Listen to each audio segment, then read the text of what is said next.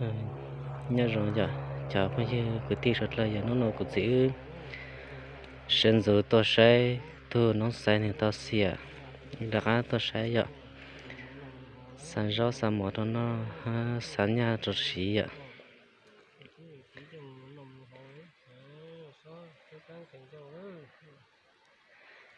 xỉa tao một bé熊bao熊nó là na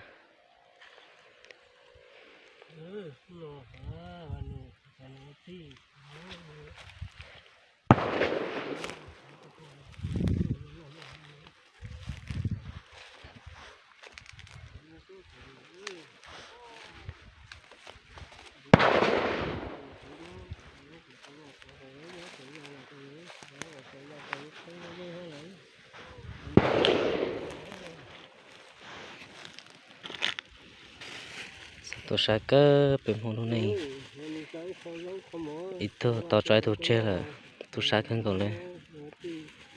cho nó cứ tí chật chơi là chật chi nhỏ cọ lao ha toàn giả bé là bé của trời chủ nó cơ ngọn nó tôi sai xí nữa thế là sa chỉ cổ thế là cô là ha na dù là chật chơi lên xứ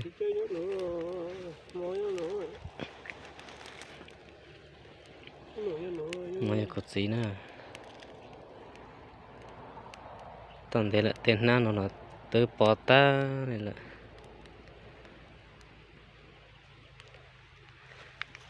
cái tên là bỏ lên mua đó xí bỏ tí tụt to ta bỏ lên là nó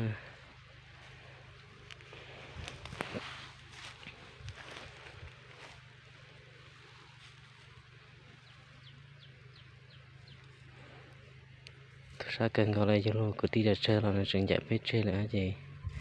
sa cần gọi là cho cứ tí